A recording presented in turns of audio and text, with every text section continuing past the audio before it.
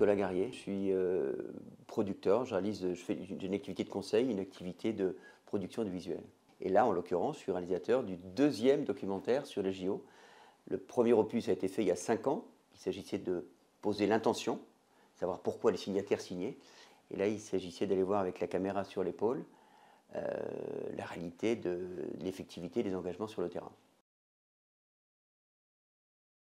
Alors l'idée, c'est d'abord l'idée d'un homme, un ancien leader de la CGT en France, Bernard Thibault pour ne pas le citer, et qui, après avoir quitté son organisation, a rejoint les bancs de l'OIT.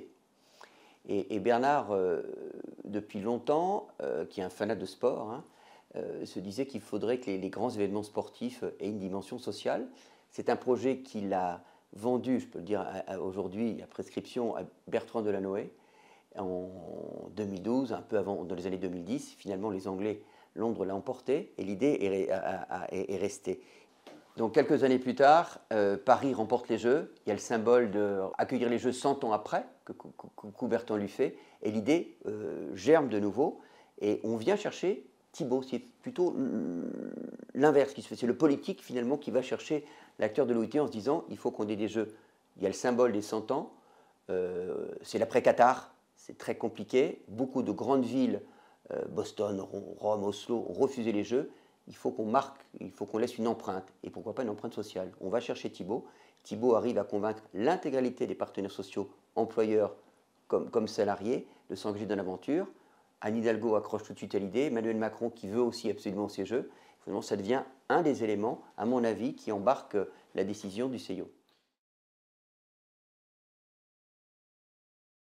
Alors moi, j'en ai pas eu parce que d'une certaine façon, les donneurs d'ordre de ce film sont les organisations syndicales et patronales. Comme vous le verrez dans le film, ils ont créé un comité de suivi de la charte pour qu'au-delà des engagements qu'ils avaient tous signés, ils puissent en suivre les effets concrètement. Mais alors, c'est une question intéressante parce que dans ce pays qui semble assez fracturé entre organisations syndicales et patronales, ce n'est pas une réalité dans les entreprises. 90% des accords d'entreprise sont signés, y compris par la CGT ou même des organisations un peu plus extrémistes. En l'occurrence là, ils ont tous adhéré à l'idée, ce n'était pas gagné.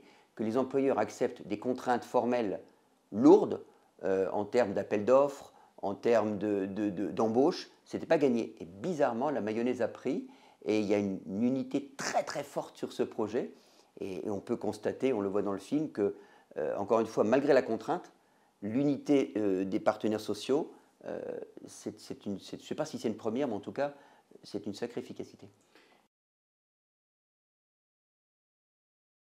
Si je devais en retenir une, ce n'est pas très flatteur pour la France. La France est quasiment lanterne rouge de l'Union européenne en matière d'accidents du travail.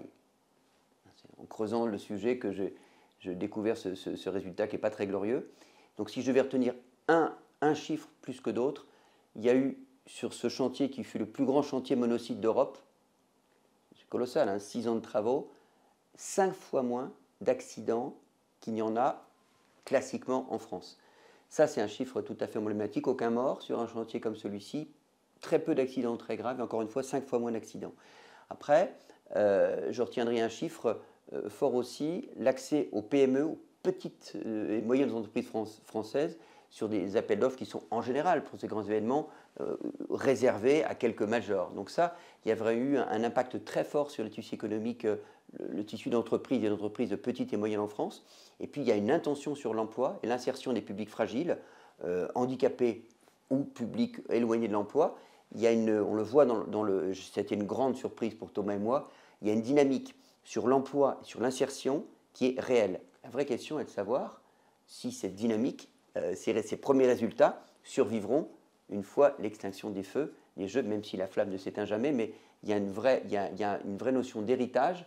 Est-ce que l'héritage, moi j'ai pu constater, après 18 mois de tournage, je n'étais pas parti spécialement ni optimiste ni pessimiste, j'ai pu constater qu'il y avait une vraie dynamique. Le vrai sujet, c'est de savoir si elle va perdurer après les Jeux. Alors, je vais répondre en 3 fois. Je pense que même si les Jeux s'appellent Paris 2024, pour des raisons de marque évidentes, je posais la question à Anne Hidalgo, on le voit dans le film, mes réponses, c'est pas Paris 2024, c'est Seine-Saint-Denis 2024. Donc, concrètement, en termes d'infrastructure, en termes d'emploi, en termes d'insertion, en termes de dynamique économique, je suis persuadé qu'il y aura un avant, un après sur la Seine-Saint-Denis. Ce n'est pas rien. c'est le département le plus pauvre, le département métropolitain le plus pauvre de France. Donc il y aura déjà un héritage sur la Seine-Saint-Denis.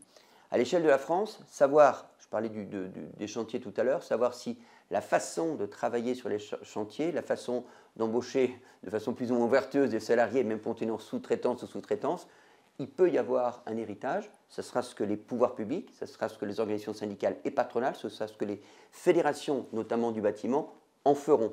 Après, la question est intéressante pour savoir si au-delà des frontières nationales, il y aura un héritage. C'est pas moi de le dire, c'est Thomas Bach qu'il faut interroger. Je l'ai interrogé avec beaucoup de difficultés, il faut être très honnête, il y a 5 ans. Il a accepté l'invitation au bout de 9 mois. Il a fait un peu son numéro de bonimentaire très, très adroit.